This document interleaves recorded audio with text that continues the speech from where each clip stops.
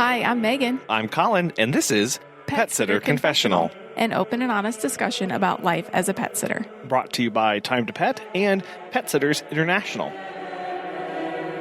In 2015, Madeline and her husband Gabriel were desperately trying to find a pet sitter and dog walker for Lola, their beloved dog, and they were unable to find one.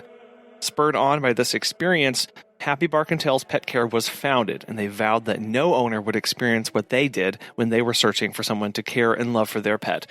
Passionate about customer experience, they ditched their backgrounds in computer science and business management and dove headlong into the pet care industry where they could continue to serve others with excellence. I love their story so much. Let's get started. Thank you so much for having me. I'm so excited to be here today. So my name is Madeline. I am the owner, and along with my husband, we own and operate Happy Bark and Tails, which is a dog walking service. We also do cat sitting, so like a full-on pet care. And we're based out of New Jersey, Somerset. And yeah, we've been in business for about 5 years now. 5 years. That's been an exciting 5 years for you, I'm sure. Tell us about how the important role that Lola had in you getting started. Well, Lola was everything. She's the CBO, Chief Marketing Officer of the company.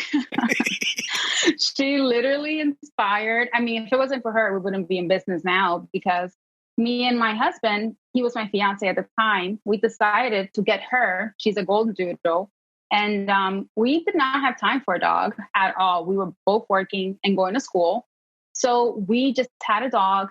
She was about 3 or 4 months and a ball of energy. And we did not think about having the time for her. So then we figured out we needed to get a dog walker because we were not home. And we interviewed so many people, and we ended up hiring no one because we didn't get the good vibe, like the good feel for anyone. It was like a bunch of weird people. They came into the house and we're like, where do these people come from? I don't know. So we didn't hire anyone. So I told my husband, I was like, how about if we do dog walking? Like, can we just start maybe like dog walking part-time in the mornings and bring her to work with us? And little by little, we started just gathering more ideas. And at the time, I was going to school for business. And I went to my library and I just printed out like 500 flyers that says dog walker. And the resources were very limited at that time because he was going to school as well. We were both college students and also working at restaurants in the nighttime. So it was a crazy hassle to just have a dog, go to school, and start a new business. So yeah, it all started because of Lola. We didn't have any time for her. And now we're providing a service for the people that don't have any time for their dogs. Yeah. I love that connection because you were able to immediately identify that problem and go, ooh, I can fill this. So how do you think that plays into how you approach your customers, having been on the receiving end of some not so good service or some weird vibes? How does that influence how you interact with people? That influences absolutely everything, because even the way we approach our clients, it comes from that place of we're going to do the complete opposite of what these people were doing when they came to see us, because we felt so uncomfortable. So we try to make everybody feel really comfortable and welcoming.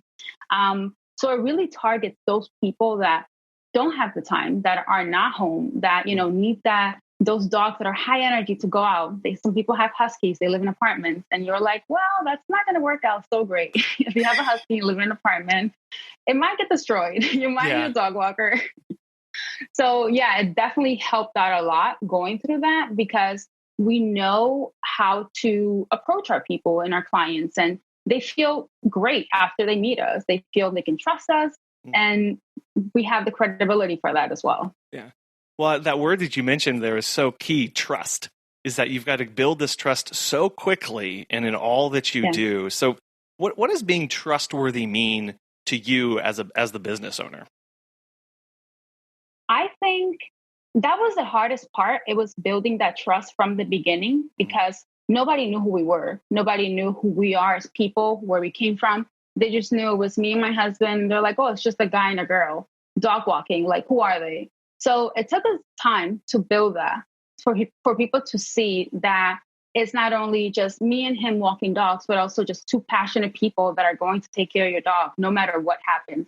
Mm. Like I always tell my clients, I'm like, a car will hit me first before it hits your dog. So believe me, if anything was to happen, I will jump in front of a car for your dog. Like it's a very serious thing, the trust part, because you can get bodies like people to walk your dog anywhere.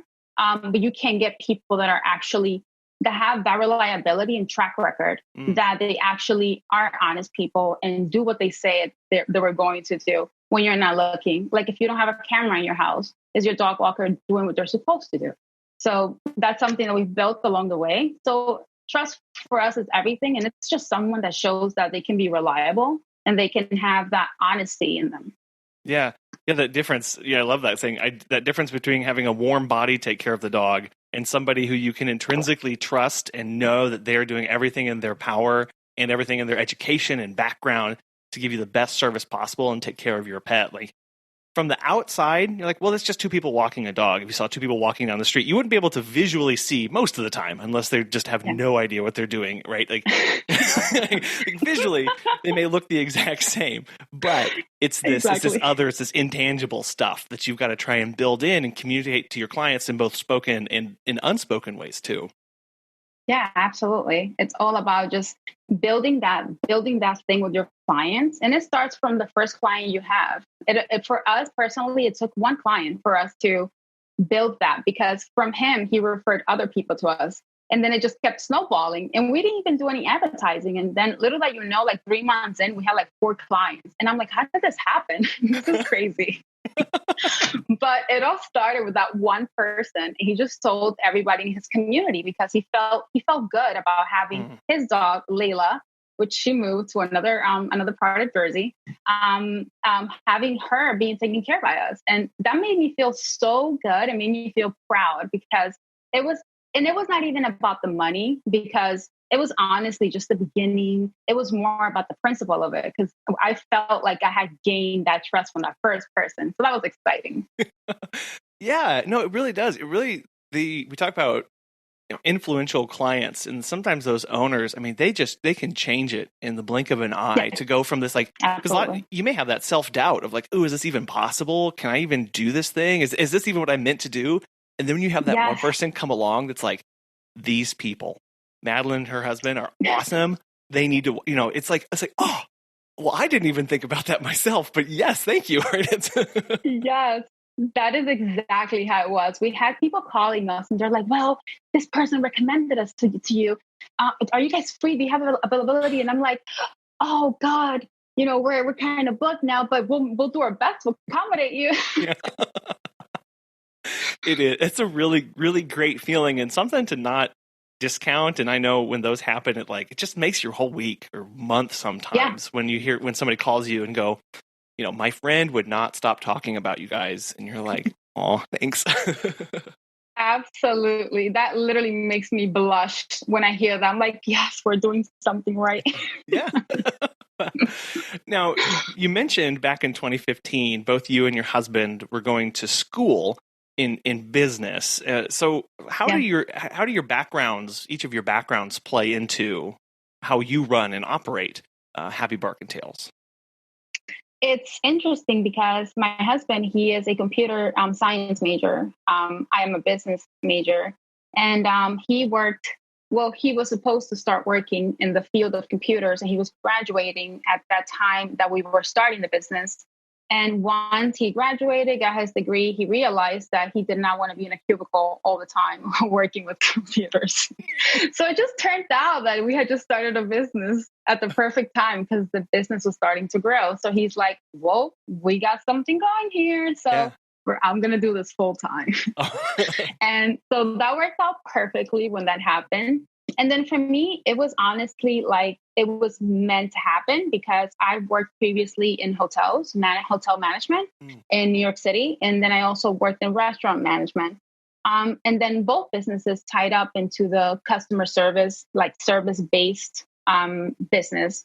So that is my passion. My passion is about guest experience, about how our services are like forming relationships and how the people feel about our services? What can we do to make it better? And throughout the years, that's what I've been doing. I've been perfecting everything that we do. So when I started the business, the first thing I did was market research. So I wanted to see what everybody was doing wrong. Oh. So I would go on Yelp and I would read all the negative comments. I was that person. Oh, no. Yeah, I would just read the negative things. And what I would do is read over and make it into a positive. So I would say, okay, so they're doing this wrong. We're going to do it right. And I think that's when you start making a difference. And when you start making a name for yourself, it's when you take something from a negative, turning into a positive, and people will start seeing what you do and they will take notice into them for sure. Kind of changes that. It says, oh, they do something different, right? Well, what they're doing differently is what everyone else is doing wrong, or maybe not as excellent. And you said that term, guest experience. I think that's a really fascinating term to use, bringing that from your past background and applying it to pet sitting. So what is guest experience to you? So our slogan that we use is pet care with excellence. So it ties in with hotels. I used to work for a 5-star, 5-diamond hotel. It's called the Plaza Hotel in New York. And everything was about, it couldn't be good. It had to be great, excellent. It had to be above par. So let's say for our boarding service, it means they'll come to our house, but the client doesn't have to actually drive to my house. We can actually go pick them up free of charge, pick up the dog at their convenience, and then also drop off the dog before they get home. So whenever they get home, it felt like the dog never left the house. So it's a service that just ties in and makes them feel good, makes them feel they come home, the dog is there, and it's like, oh my goodness, you're home. It's like, I didn't even have to take the extra step to go pick you up at a camp or something. They were just at our house, relaxing here, cage free, just roaming around, hanging out with our dogs. And then they go home and the pet parent gets home and they're just so happy to see them. Wow. So little things like that is just going above of what the regular service the people offer are. Yeah. Well, and making that whole process seamless for the pet owner. Yeah. Right. Like that one aspect of like pick up and drop off the dog. That takes the value add and takes it through the roof, because the owner doesn't have to do that. That's less time in the car. It's less weaving in and out of traffic. It's less time of their day. And it's just something that you do. Oh no, when you ask that service, this is just part of what you get, right? That's not an add-on. It's just what we consider standard service. Exactly. Absolutely. That's something we've always, ever since the beginning, we wanted to take every service and pretty much break it down into, okay, how can we improve the service? How can we make dog walking better? Let's say, what's dog walking lacking nowadays? And one thing that we innovated from the beginning of our service 5 years ago, it was pictures. Our pictures, I don't know if you go on our Instagram or Facebook, our pictures are amazing because we enjoy taking pictures. So people will often say, you guys are like professional dog photographers. And we're like, yeah, it's what we do on a daily basis. We just take pictures of dogs. And ever since when we started back then, all the research that I did, it showed other companies taking pictures, but it was just like, the blurry pictures of the dogs look like a hostage more than like they're happy. So I literally had a client tell me that. She's like, your pictures are amazing. My last dog walker took a picture of my dog and she looked like she was hostage. I'm like, well, that's not going to happen here. Don't worry. So we enjoyed.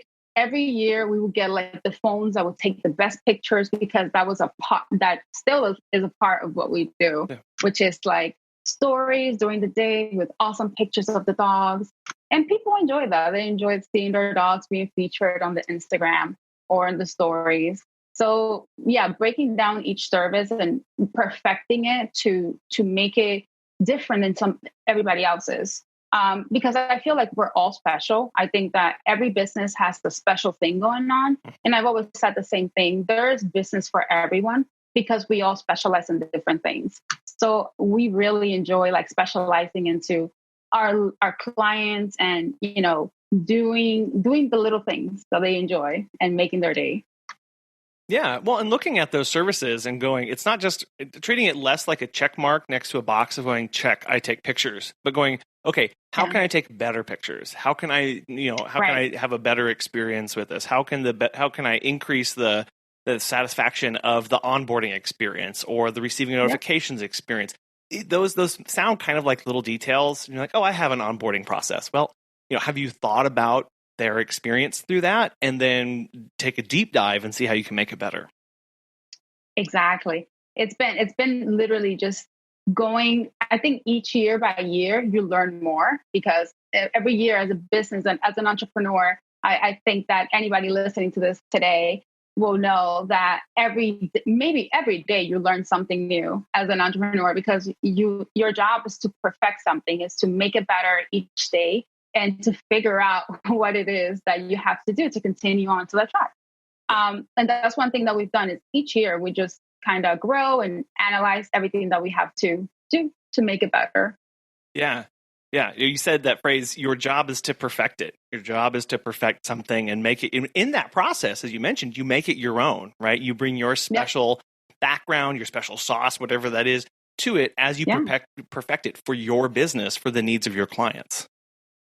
Absolutely. That's something that we take pride on. It's just giving it our little sparkle into the happy bark and tell experience here.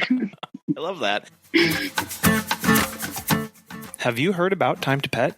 Dan from NYC Pooch has this to say. Time to Pet has been a total game changer for us. It helped us streamline many aspects of our operation, from scheduling and communication to billing and customer management. We actually tested other pet sitting softwares in the past, but these other solutions were clunky and riddled with problems. Everything in Time to Pet has been so well thought out. It's intuitive, feature-rich, and it's always improving. If you are looking for new pet sitting software for your business, give Time to Pet a try. As a listener of Sitter Confessional, you'll get 50% off your first 3 months when you sign up at timetopet.com/confessional. Now, your husband comes on and he's working with you and you're working together on this. What roles do you guys play in the business, given the different backgrounds that you come from? Yeah. So I take over the administrative side. I love doing everything, branding, logos, all the things that he hates to do, which are like the admin side. He's like, listen, I take care of operations. That's what I do. And he's good at it. He loves to make sure that everything is getting done, that all the clients are being taken care of. So he's a lot of client services, and so do I. But we break it down into operations and admin side. But we do still daily operate the business. So I have some dog walks that I take care of, and so does he. But yeah, mostly our job is him is operations, and I'm doing the admin side. I mean, that's great that you've been able to recognize like this is a strength for you, not for me at all. I don't want that right now. Exactly.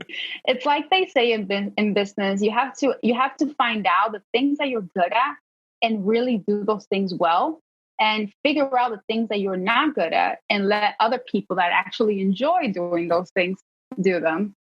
Yeah.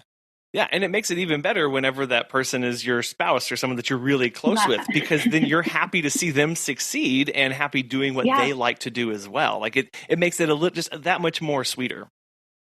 100%. It feels like we're both thriving into what we're creating. So it's awesome because it's a win-win situation. Yeah.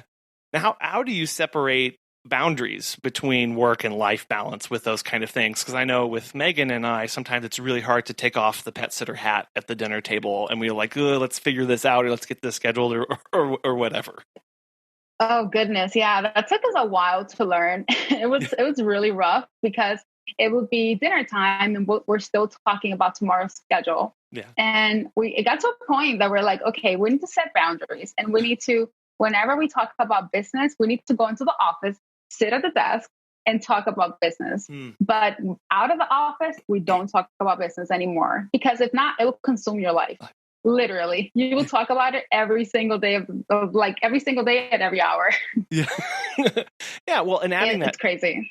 And adding that little twist of going, we're not just going to create like a time space, time to talk about it, but a physical space of like, when we're in this room, this is the business room. It's the office. for a reason. And when we leave that door, we're back to our normal lives, right? But it just kind of mentally and spatially creates some of those physical boundaries in your life to help set those up and keep those. Absolutely. It takes a lot of practice because as you might know, you might talk about it and you're like, okay, we're done with business today. Let's go family time. And then you think about something else and you're like, oh, I forgot to mention that. And you're like, oh, I'm not working right now. Because our job as business owner is to keep operating 24/7. You're not clocking out. You're literally on the clock all the time. So even if I'm home, I might get a message from a client at 9 p.m. and say, had an emergency. I have to run to the hospital. Is there any way you can come over and just give him a night walk or let's say some dinner time? And it's hard to say no to those things because these clients have been with you for so long and you're like, I owe them that. So it's like you don't clock out. It's more like you take like a breather as a business owner. But we definitely try to keep the boundaries for sure. Yeah, and it is hard. It is hard because things are going to happen, and all the temptations to break them are going to be there. So maybe talk about what's some of the processes that you have in place so that the business can operate while you're not worrying about it. Some things that you have going on in the background.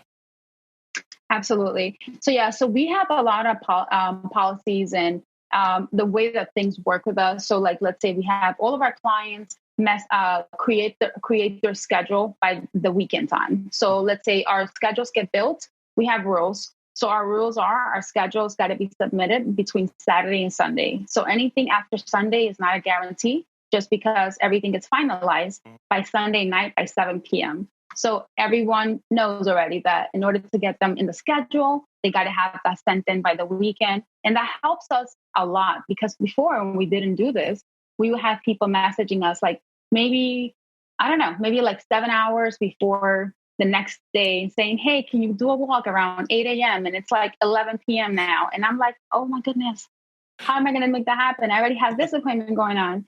So setting up these little like rules and regulations that people follow makes things so much easier and smooth. And that's something that I wish I knew before when I started, but it's just something that you have to go through and you have to experience it and then come up with these systems in order for you to operate at a better, efficient rate. Yeah, they do. And it sounds right now saying that, it's like, well, that doesn't sound like that big of a deal. But I'm sure that was kind of this mental struggle to get to that point where you were okay with that process.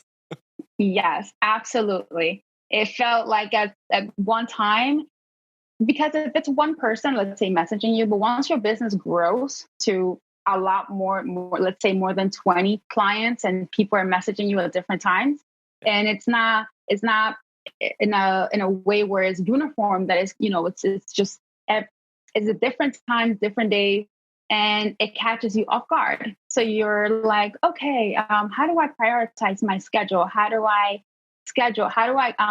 give everyone the same attention? You can't, because you're not being organized in that sense. And I think that's something that you learn over time. And that's exactly how it happened for us. I think we were in 2 years of beginning the business and actually learning these little things. But then after we started getting more organized and putting systems in place, it just made everything a lot more easier because now we just have systems. So things just kind of fall into the system and we just follow it and everything gets done. Yeah, it's that competition for your attention as the business owner. As you get these little requests in, it's like, well, it can happen pretty fast, one right after the other, or just odd times, and you're constantly then being pulled away from something to go put out that fire or that fire or that fire, or deal with this.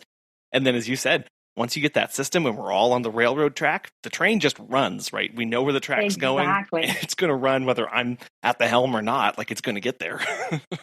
Exactly. And one thing that we learned over like the first 2 years was to take care of ourselves as well, because the first 2 years, we probably didn't take that many time off. And it was just me and my husband at that time working, but we were so busy. And we also had this, we went through this process when we started the business. We went through a program. It's called the Dave Ramsey program, the baby steps. Yeah. And we actually paid off $80,000 in debt within 8 months. So we were dog walking money and serving. My husband was working at a restaurant for about 5 months of that time frame of those 8 months. So we were dog walking, and we were also he was also working the restaurant business. So in 8 months, we paid off $80,000. So we were debt free completely after that. So it was insane. So we didn't take any time off. We were so exhausted. And after that year, we started creating calendars. So pretty much our clients get calendars every 6 months. We try to plan our lives around it, but they understand that if something needs to be changed within that time frame, we can change it. But we let them know in advance, like, hey, we're going to be off this time. So just make sure that you have some kind of coverage. And then usually our employee takes some time off as well. He has the option to work if he wants to. If not, he'll take a vacation too. So we try to plan our time off, because in order for you to be there 100%, take care of other people, you have to be able to take care of yourself first. Because if not, you're going to be a zombie. And you don't want to be a zombie when you're a dog. You want to be 100% there. Well, yeah, because little things fall by the wayside. You might when you're tired. Oh, did I lock the door? Did I not lock the door? Did I get the harness on right? Like these little things. Like when you're groggy, like those just happen, and then then accidents happen and things can go wrong. So it's just that's thinking it from the business side and then just the personal side. Nobody wants to feel like no one wants to feel crummy every single day. Yeah. So this idea of 6 months out going, it is on the calendar and I am passing it out to clients. So, I have that time. I have that time for myself, for my family, so I can recharge. Absolutely. And the best thing is that the clients actually expect it. They know already. Oh. So I will have people by, let's say, July. They're like, hey, do you guys have your calendar up for the holidays? If whenever you have it available, can you send it out? And I'm like, yeah, I'm working on it. It'll be out shortly. Yeah. So they already know that's coming out. So they know. But it's awesome because systems, people get used to it. Yeah. Yeah. It's kind of like dogs, right? You're going to train them for the expectations, right? And then when they're and then that just becomes a part of how you operate is, we get a calendar and we move forward. And there's no gnashing of teeth and screaming. It's just, this is what we do, right? And it's amazing to hear how accepting the clients are of that. Because I think in our minds, I know in my mind, it's like, no, if I tell them I can't be there on Friday, they're going to they're going to run into the street with pitchforks and they're going to find me and it's just going to be awful. And they just go, oh yeah, have a great weekend. Exactly. That is, oh my goodness. That was everything I thought about my first year. I'm like, well, they're going to hate me now. Oh my goodness, they're going to fire me. Oh, the business is going to close. My husband's like, you need to relax. We're going to be fine. We need time off. And they're so accepting. It's wonderful. Yeah. Well, it's expected. It's expected. I think at the larger thing of like, oh yeah, obviously you can't be there 365 days a year, 24/7, right? You've got to take some time for yourself. And honestly, after so many years now, it's like, if a client doesn't believe that, if they don't think that, I should have some, I don't really want to be working with you. Like, that's not okay. Like, I need someone. 100%. You're speaking all kinds of truth right now. Oh. Yes, exactly. Well, it's just, I want my time valued, and I'm going to value the client's time immensely. And exactly. But it needs to be mutual. And if you don't have that mutual respect and expectations on each other, it's going to be a one-sided relationship, and nobody wins in those. That is absolutely true. And you said something really interesting because it's what you said right now. It's the both side relationship. It has to be an equal exchange. It's you're providing a service, but there also needs to be respect for what the kind of service you're providing. So whether it is the client following the rules that you have for certain services that you're offering. Hey, if you're boarding, is your dog vaccinated? Are they following all the checklists that I gave you? And the same thing goes for the dog walker or pet sitter. It's, are you following the client's instructions? Are you doing what they're asking you to do? And that's something that we definitely take really like a good look at every time we have a dog, either walking or pet sitting. What are the instructions? We always tell people, like, if you feel better, write them down because we want to follow those instructions for you. We want to make sure we're doing the right thing for you. Yeah. Yeah, I always tell them, please overshare. We've taken a few of those clients where it's like on a Post-it note, and it's like food, yes, outside, please. And you're like, that's not helpful at all. How much food am I supposed to give your dog? Yeah. And then they're like, oh, just until they're, and you're like, no, I want you to tell me. So yeah, I always like those clients who write the manual, write the book, it's staple, it's bound, and it's in the, and it's in the kitchen. It's like, yes, please. I'd rather that. Yep. Yeah. Anytime, because you know what to do. You know exactly that you're not going to miss anything, that everything is written down for you, and you're going to do a good job because you're going to follow exactly what they ask you to do. We've mentioned a couple times, you're doing a lot of walks for the dogs, but what other kind of services do you all provide? So we do our big services are dog walking, cat sitting. Cat sitting for us is amazingly huge. We also do dog running. Some people hire us to do running. I'm a runner, so it works out for me. I love it. I love running with dogs, so that's great. We do dog running. So we do pet sitting. We have an option of half a night. Pretty much what it means is we'll be there between like 6 p.m. to 10 p.m. to tuck in the dog. And then we'll be there in the morning time to give them on a walk. And then we have a pet sitting option, which is a full night. So we'll be there from like 6 p.m. to like 6 a.m. the next day. And the client can customize it however they want, like adding visits and stuff throughout the day. And then we have a boarding option where they come to our home and they stay with us here while the parents travel. The dog running thing, how did that get started? Was that something that you just liked to do with existing clients, or did someone ask if that was an option? So it all started actually with my dog, Lola. We used to run, me and her. We still do sometimes. And I enjoyed it a lot. It was great. And she loved it because she had so much energy. So I added it onto the service. And I was like, I'm going to try this out to see how it goes. And everything was just like a trial just to see how it worked out. So I'm like, I enjoy running. Let's add it and see how it goes. Mm-hmm. And it caught on. And people that have high energy dogs, they were loving that a lot because the dogs will come home and they're like done. They're exhausted after 30 minutes. So that worked out pretty good. Yeah, that's awesome. That's really cool. I know many people are like, oh, I don't know if I'm a runner with dogs. So I guess that kind of has to mesh with your personality of you enjoy running, right? Because that is going to be a big part of that. Yes, you have to enjoy it. If not, you'll be like dying just in the middle of the street, like with your tongue out like the dog is. Right. I know I said it was going to be running. We're more like a brisk walk. Okay, we're doing a brisk power walking. That'd be me. It'd be a power walk with your dog. No running. I think you also offer doggy field trips. Could you tell us about those? Those sound really cool.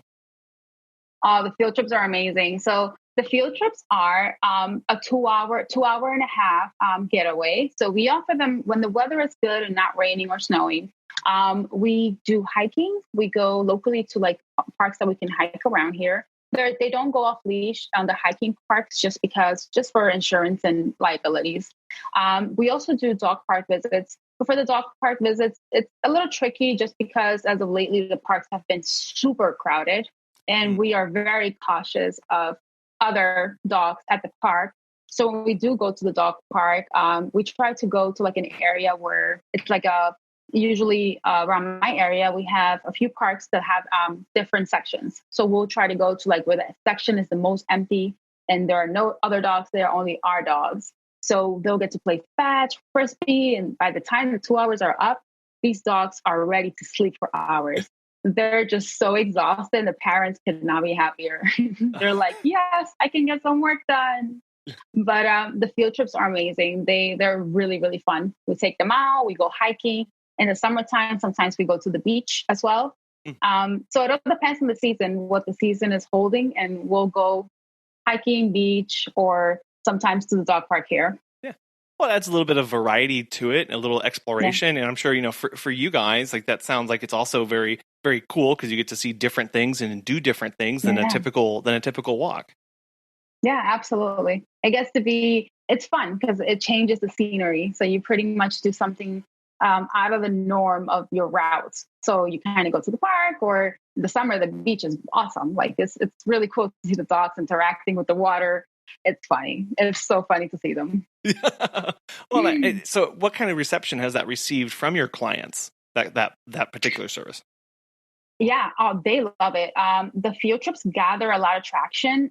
Maybe I want to say like a few months after we launched it, and we told people, we sent out like a mass email letting them know that we're going to start offering that. And we had a few people that signed up, and then they're starting to see like the pictures and everything on Instagram going up, and everybody wanted to join. They're like, I want my dog to be part of that. It's like school, you want your kids to be part of the cool kids group. So that's what they want their dogs to be.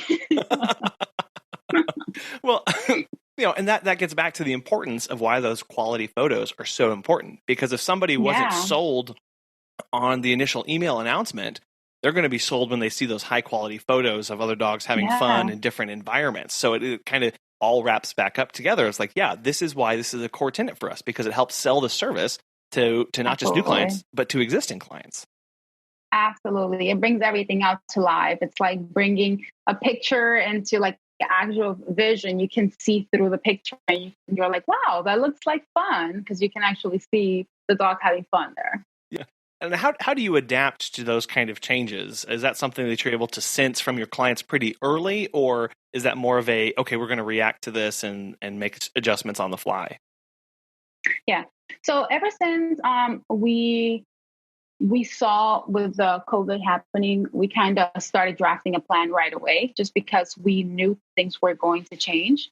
So I think just like being prepared for I think in business, you have to be prepared for the worst, as always. It's unfortunate to say, but you do have to be prepared for that. But you cannot not be resilient. You have to be ready to just change everything and adapt right away. So that's something that we literally spoke about it as soon as we started seeing everything change and the regulations being put into place. So we communicated to our clients right away. Hey, if you're going to be,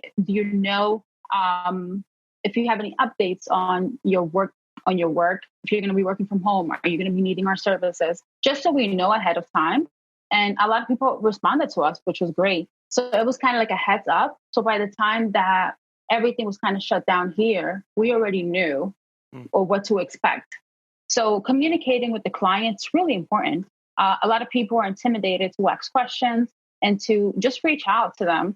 But I think that you have to be able to communicate with everyone that you work with, just because it gives you that much more. You actually know. You're not in limbo. You're not wondering. So just ask the question. That's what we did.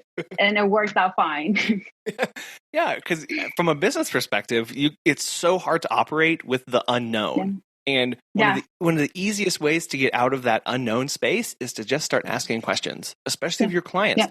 Are you going to need me? Yes or no? Yeah. It doesn't matter one way or the other. I just need to know, because I'm trying to make some decisions over here. It's right. No harm, no foul.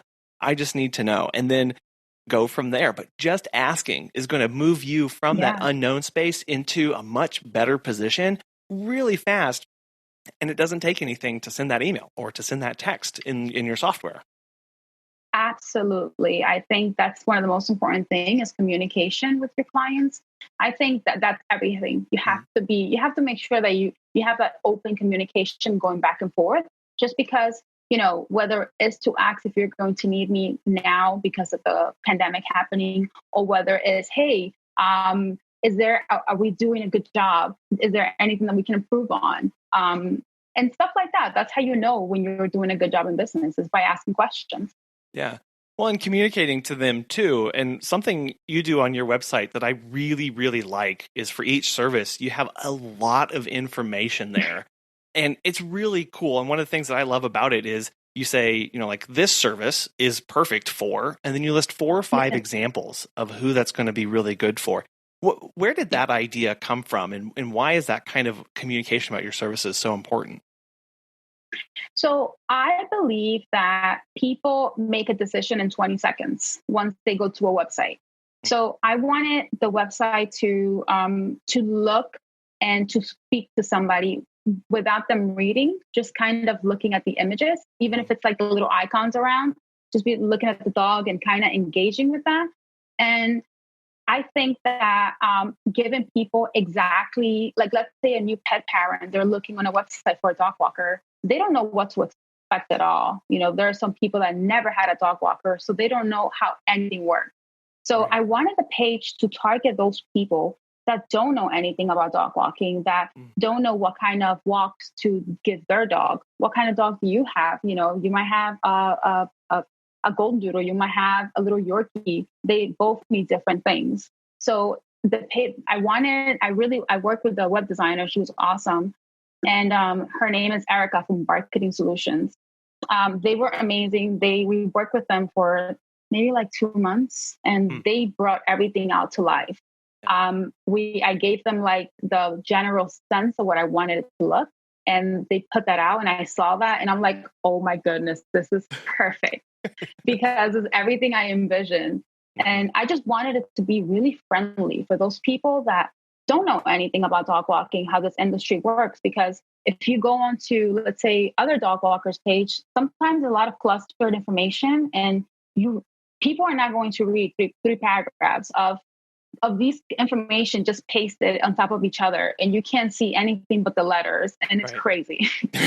So it's just nuts. People want to see clean looking information that answers their questions.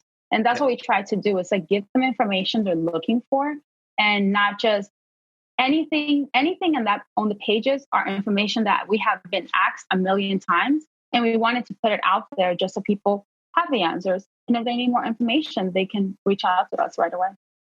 Yeah, it really does. You said people are going to make that decision in 20 seconds or less. And it can be hard to parse through a ton of information. And so having it laid out really simply and in a very clear manner with pictures, because someone goes on and go, oh, I don't know what service I need. There's a picture here of a train. I take a train. This may be good for me. Or the exactly.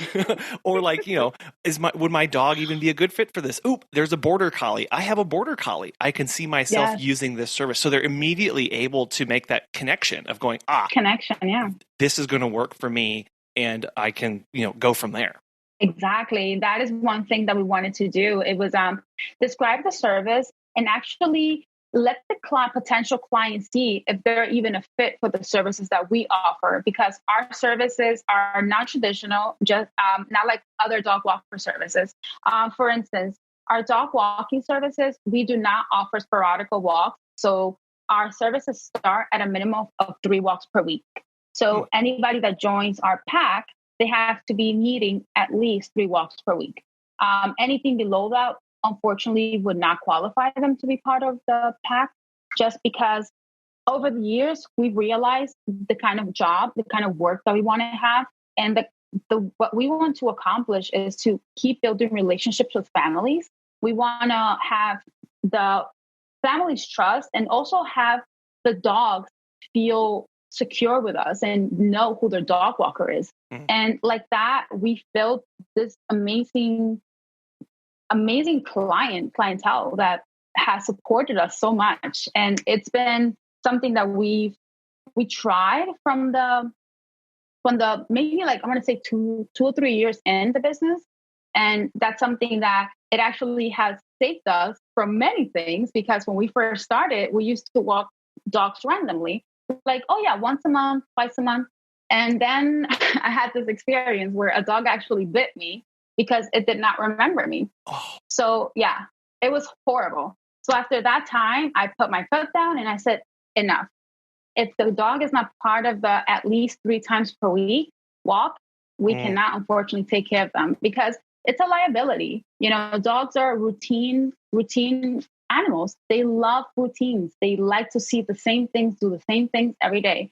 And if they don't see you often, unfortunately, it's not going to work out. It all depends on the dog. And we don't have that kind of time to see if the dog is going to react in a different way when they see you the next time.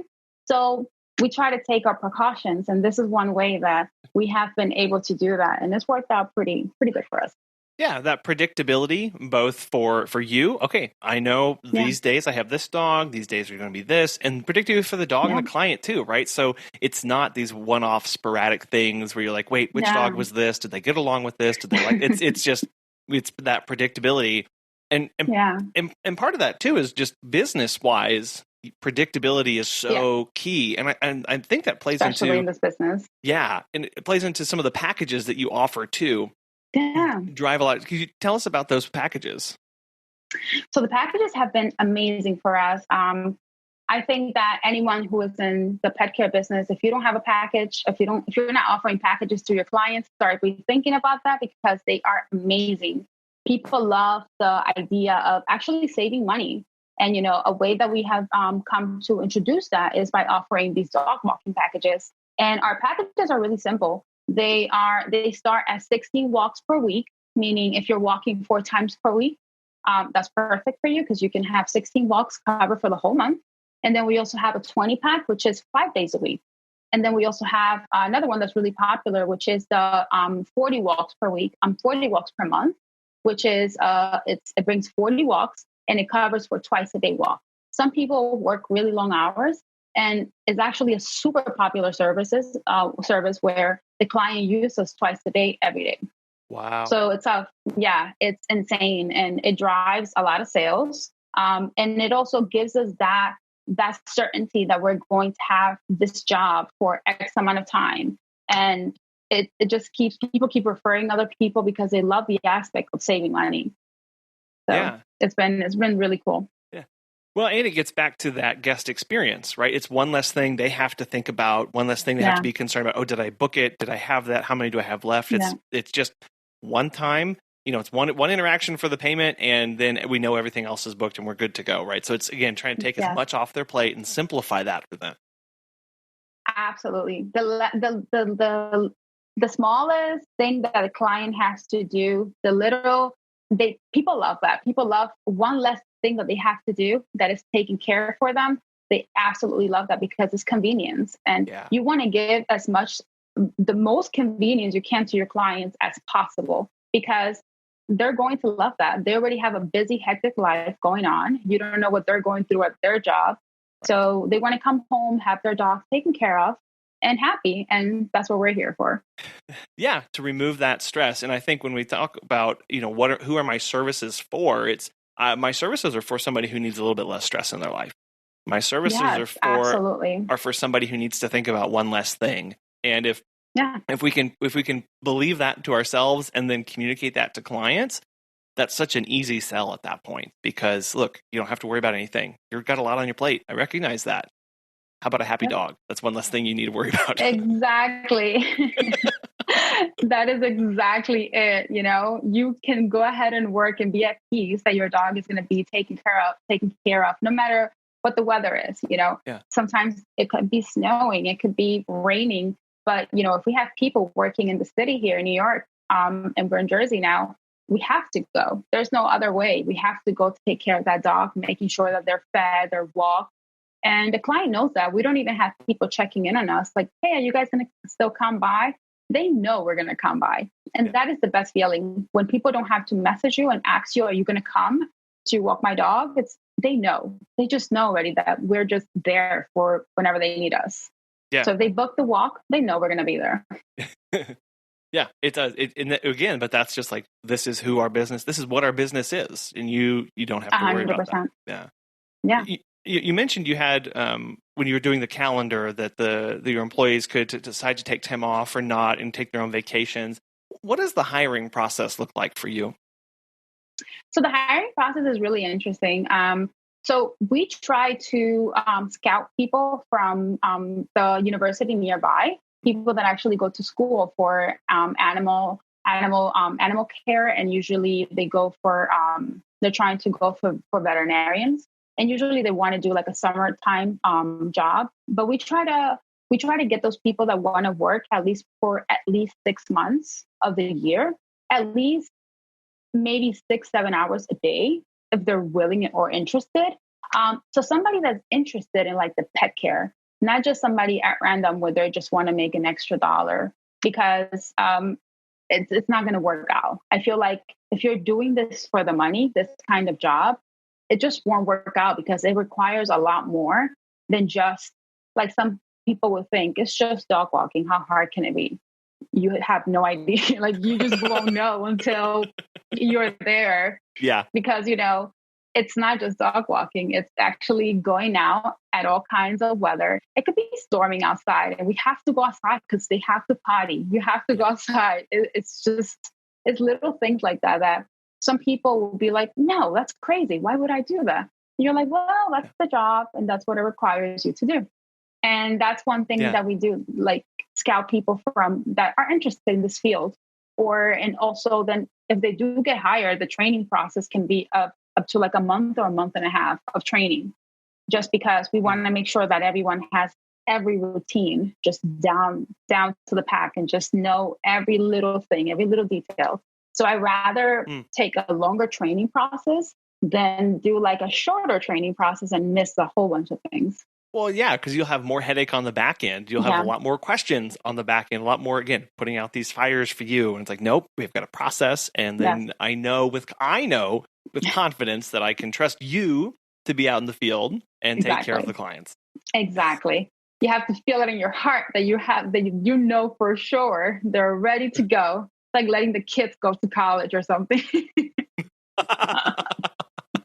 Or a mother bird with her fledglings fly away, exactly. Fly to the dog. Fly to the dog, right? When you think about maybe the culture of Happy Bark entails, what makes a good fit? What kind of candidate is going to do best working for Happy Bark entails? I think the person that comes to mind is a person that is going to go above and beyond. That is it.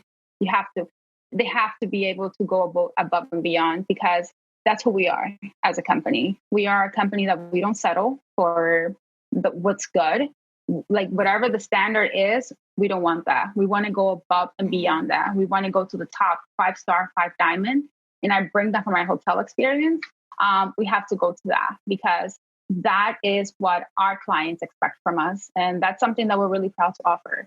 And that's who the person that is, the person that's going to go into a house and walk a dog. They're going to see maybe an accident of number 2 on the carpet, on like the far end of the house that's not really visible, but they saw it. And they're going to go take a wipe, clean it off and have it cleaned off and just make sure that it's clean. And just because they witnessed it, they took care of it. So people that are willing to go above and beyond, and that's it. The rest will come and fall into place easily. Sure. Yeah. How do you find that in a candidate? Is that something that you can sense, or do you have questions, or is that part of the training process? I think that it's a mixture of asking questions and actually seeing during the training period, just seeing how they interact. If there's something that I noticed, but that I didn't do anything about it, just to see if they're going to do something about it. If they react to that, that's a great sign. That's something that, you actually noticed that. It was like a little test. So I think it's a mixture of both. It's a mixture of asking the questions and actually seeing the person in action to see how they're going to react to those things, because they're going to happen during the actual job. You're going to see things that you're going to have to make judgment calls, and you're going to say, well, I'm not really here for that, but I will take care of it. So it all comes down to that. And we all been in that position, I'm sure, that we have to do those extra little things that we're not there for, but we do it out of courtesy. Yeah. Well, it's kind of just that mantra. I know, Megan and I have it. We want to leave the space better than when we found it. Right. And so if there are these messes or something, if they got in some toilet paper, it's, we're going to clean that up. That's just what we're going to do. And so again, it's not on the clients whenever they get back. 100%. And that's one thing that people do appreciate. They appreciate any little thing that you can take care of for them. They love that. I can tell you one specific thing that comes to mind when we're talking about this. Yeah. And I had a late evening walk. It was maybe like 8 p.m. and I had a long day. I was really tired. And I'm like, yay, I'm done. I had fun. I was walking this little French bulldog. She is like the happiest camper and just happy about life, period. She's a doll. I love her. So we go back to her house, and all of a sudden there's water coming from her bathroom, like from the floor of the bathroom, just rolling out. And I am like, oh Lord, what is that? So I opened the door of the bathroom and there's water flooding from the toilet.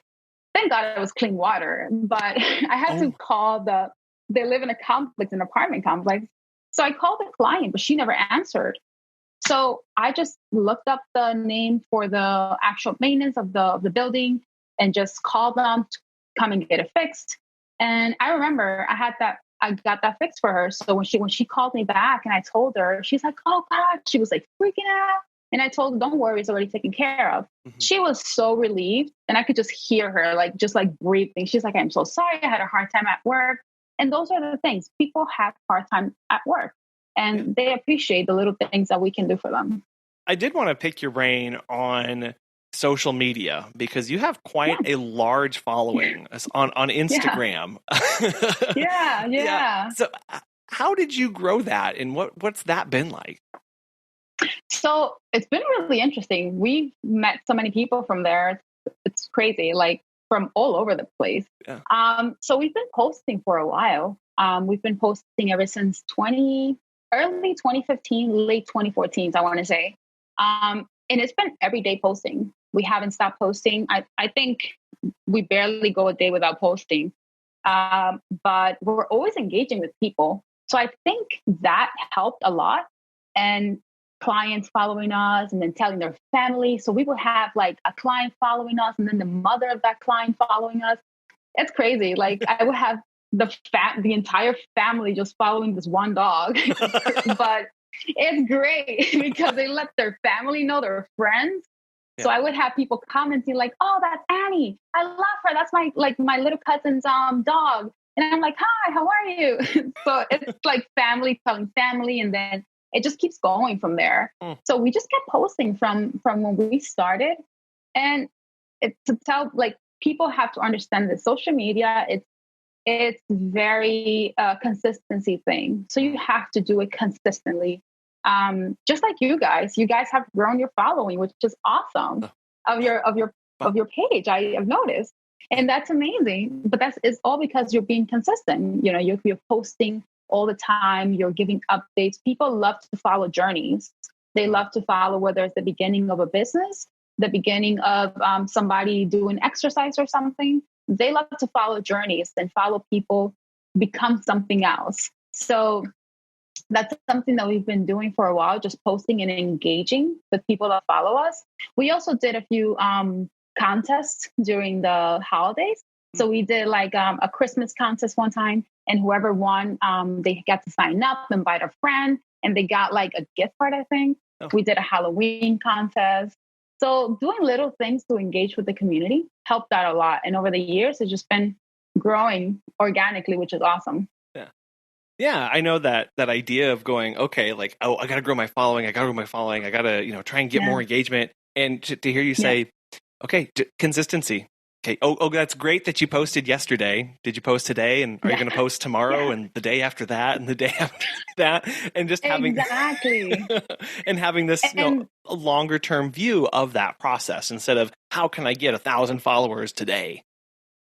Absolutely. And the thing is, you have to do it when you don't get a like from nobody. From the beginning when we started, it was nobody would like our pictures. We'll probably get one person. And it was my cousin liking my picture, and that was it. So we didn't get anything from anyone. So little by little, we started seeing strange people that I don't know who they were, but they were liking the pictures. And I'm like, wow, this is awesome. So we just kept posting, even if we didn't get nobody to like it. It was just for us, honestly. It was just a journey that we've been for a while now. And I can go back on any picture on Instagram and I could tell you exactly what I was doing, what dog was that, what park I was on, and what stage of the business I was on, and what kind of stress I was feeling at that time. Because as a business owner, we are stressed out a lot because we are creatures that we want to perfect things and we want to make things better. We want to grow, but it takes time. So every time I see a picture of a dog that I took, it takes me back to where I was at that time. No, that's great. That's great to hear. And that reminder of it's a journey, it's a story. and to approach it like that. It's whether it's a story for yourself that you're telling, a story of dogs that you're telling for their owners. Tell that story. So is that something when you write the description or use the hashtags, is that you're also thinking of the journey and the story when you're using those? Yeah, definitely. That's something that comes to play whenever I'm writing like a caption. Well, the captions for our Instagram has always been in the third person as if the dog is speaking. So ever since we started, we wanted to create like a dialogue of the dog. So what is the dog thinking? So it's always about treats, how the sun is, it's great weather.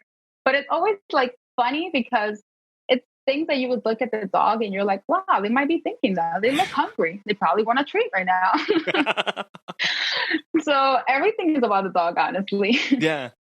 Well, and as the owner too, like they have a running dialogue of how their dog is talking and how they're thinking. You know, they do, whether they admit it or not. They're trying to understand what their dog's saying. So to add a little bit of that context, make it a little fun, and tell that story from their side, right? It just builds that connection almost immediately.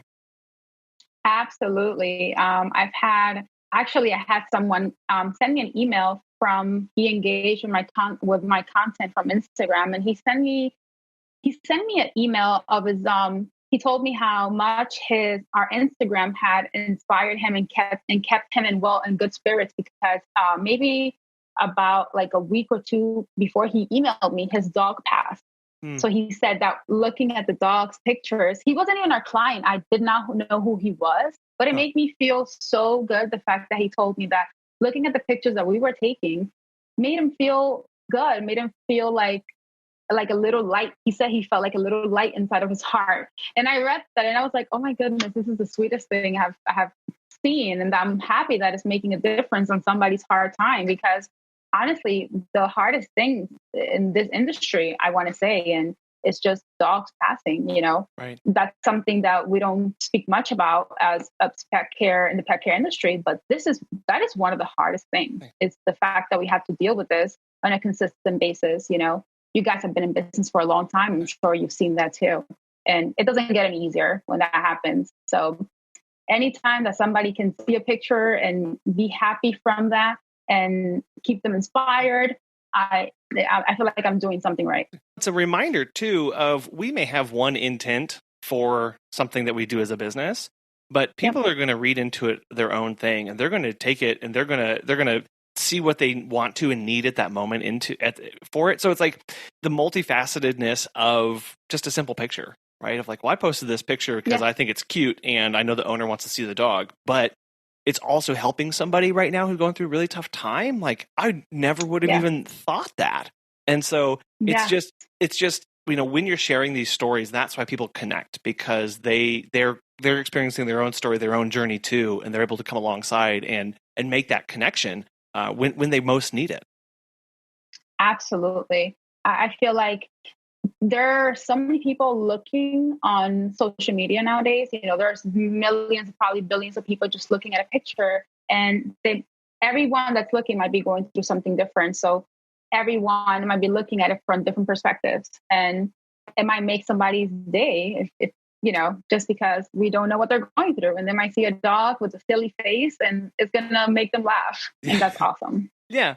Well, and two, you mentioned when a client's pet passes, like we need to be okay to talk about that. We need to be okay to make posts about that and be honest about ourselves, because it is something where like, oh, we don't. It happens. It happens, right? It happens, and it's awful every single time. Single time. Yep. And we need to talk about that so that the clients know too, like we're experiencing this. I know you're experiencing this. Just be honest about that.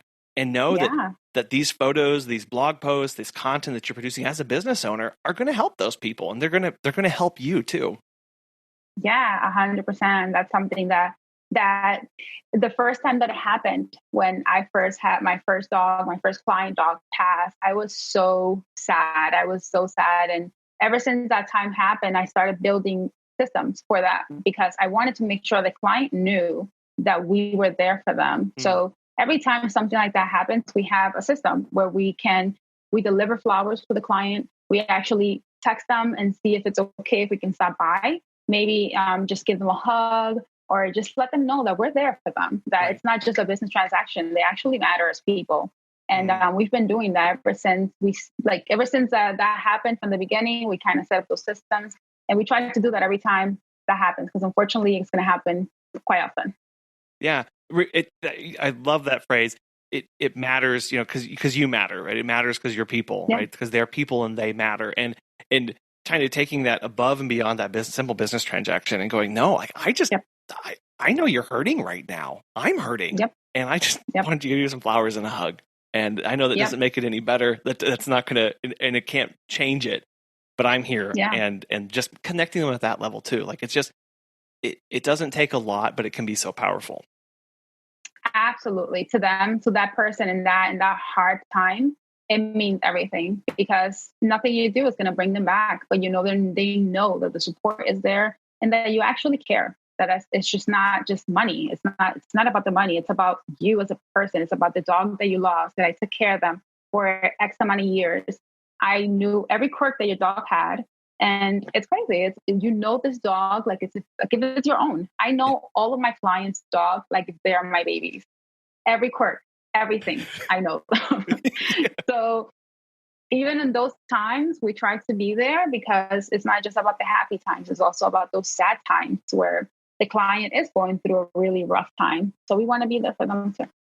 Yeah. Because that's what it's all about at the end of the day, is those connections with clients, that kind of community, and which has been really important for 2020 and for this year, is having those kind of connections. So what has this year taught you about being in pet care and about running your business?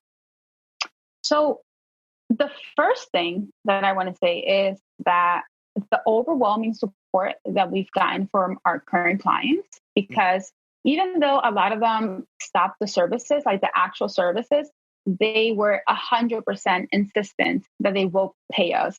They didn't want their money back, nothing. They just wanted to pay us as if we were walking their dogs. And to me, I had never experienced that. And not the actual money part, but it was more about the principle, like, wow, you really care about me. You really care about the fact that I am a human being and I have a business and I'm losing about 70% of my business right now, but you still want to support me. That is amazing. And the support that we got was overwhelming. So I think it really made us see how much our client actually care about us, which it just reinforced how much we like the community that we have built around us. It's been worth it. It's been everything that we have done these past 5 years. It's been 100% worth it, because people actually care. They know who we are. We know them like family, honestly.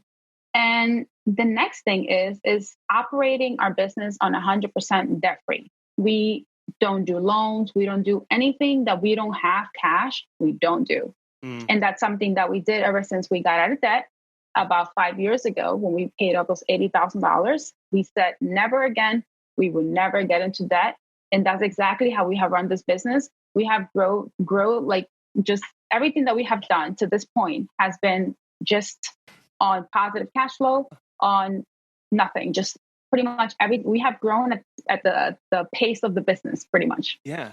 So everything we've done has been slow, but steady. Did you know that May is the 5th annual Pet Sitter Safety Month?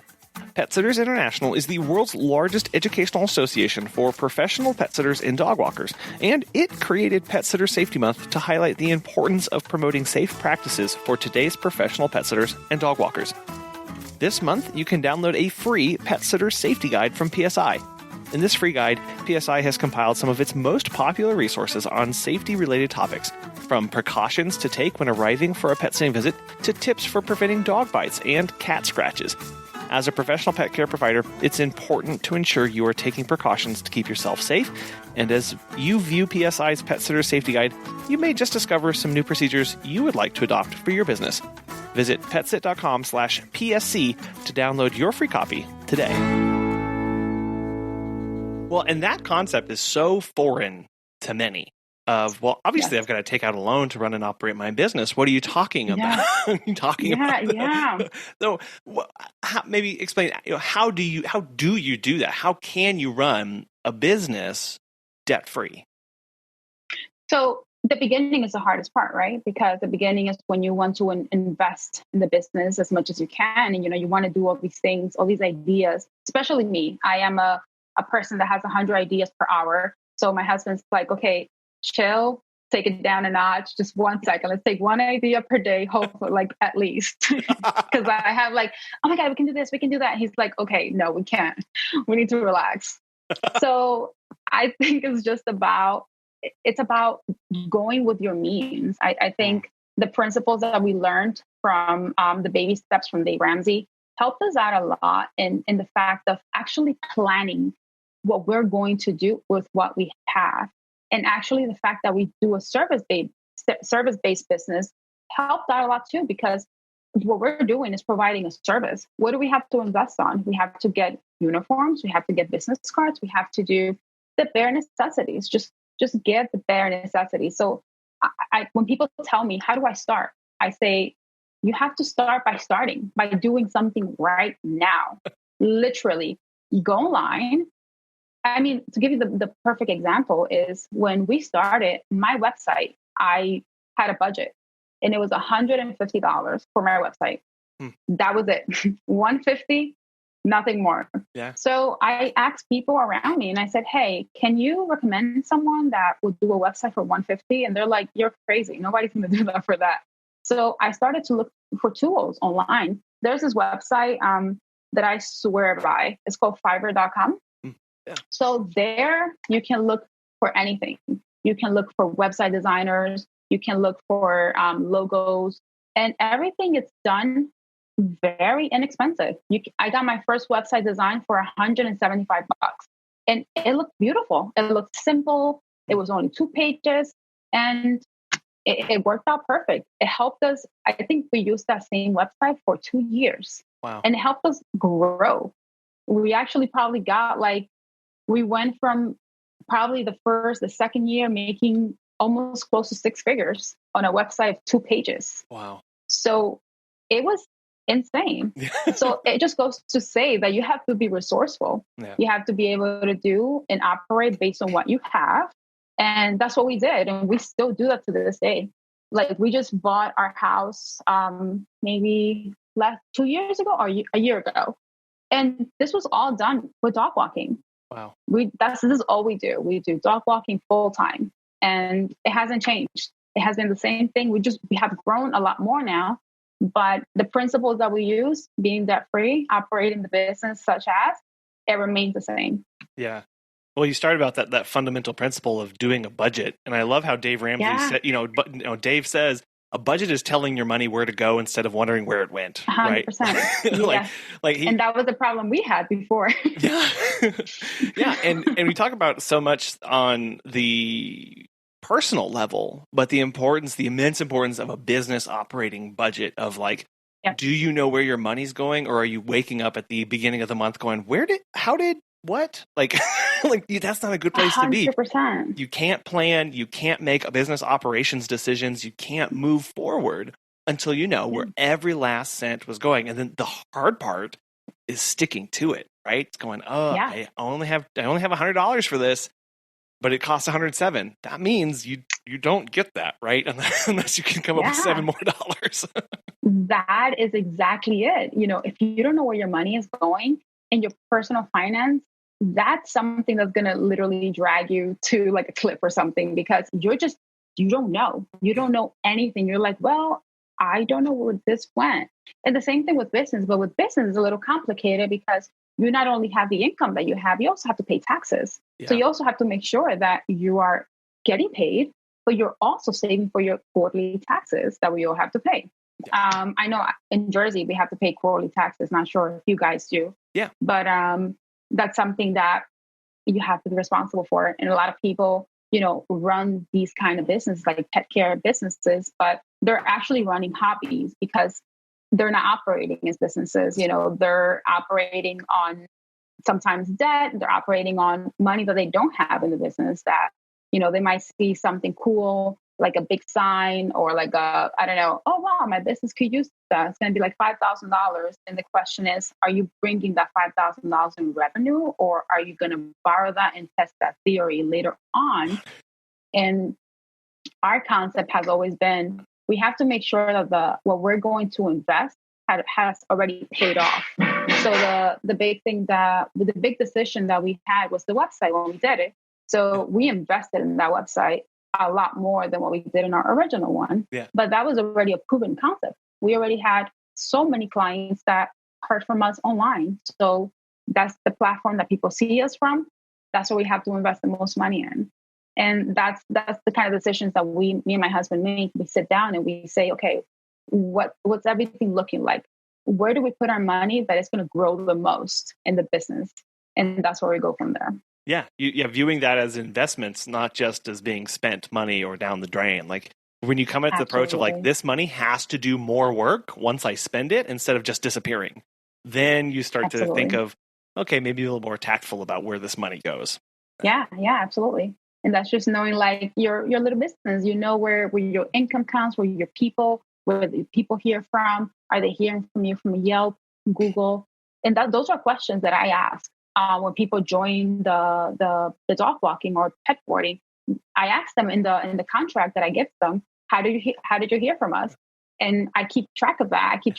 And I make a chart and I see percentages and I see how are people hearing from me. And depending on that, I invest a lot more time, or I might do an ad on those platforms because that's where people are seeing us. So spend the time there. Yeah, spend the time to know your business and know some of this operational stuff is so key for having good long-term success. So what other advice would you have for pet care providers? I think it's just listening to your market. I think that, listen to what people want. It's not just about what you think you might be good.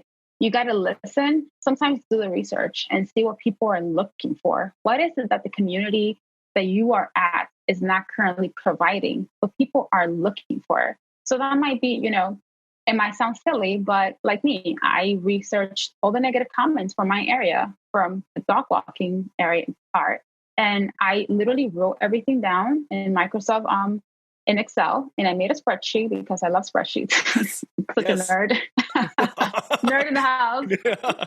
No, if I can't put it in an Excel spreadsheet, I don't need it in my life, is what I've decided. Exactly. It needs to be in an Excel sheet. If it's not real.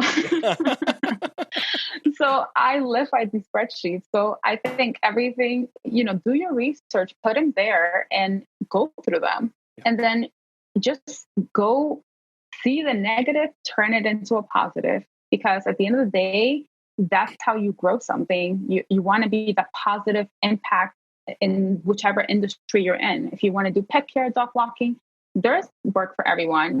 Everyone is different. You are different. I am different. We are all here for that specific thing that we do best. And I think that everyone has a little spark that they can bring to the table. And it's about just doing it. If you want to do something, go ahead and do it and be smart about it. And if you want to start a dog walking business or pet care business, don't go getting a loan. Don't go getting a $10,000 loan to start a business, please. It's not going to work. Yeah. You have to prove your concept first. Prove it. Prove that it works. Yeah. So I think that be smart with your money and just put it to work for you and your business, for sure. Yeah. I love that. Madeline, this has been so enjoyable. I've loved hearing about the philosophies behind you, how you run your business, how you take that and just notch everything up just a little bit more and bring the sparkle to everything that you do. Yeah. Thank you for sharing that with us and challenging us to do the same in our businesses and for our clients as well. If people want to follow along, see all the adorable dog pictures that you keep posting on Instagram and pick your brain a little bit more, how best can they do that? Absolutely. So they can follow me at Instagram, and that is Happy Bark and Tails at Instagram. And then on Facebook, it's the same thing, Happy Bark and Tails. And then my email is Madeline@happydogsandtails.com. If you have a question, go ahead and shoot for it. I love answering anything people have to ask. So, yeah. Wonderful. And I'll have links to that and more in the show notes of things that we've talked about today so people can click right there and get in touch. So Madeline, once again, it's been a real joy and a real pleasure. Thank you so much. Thank you.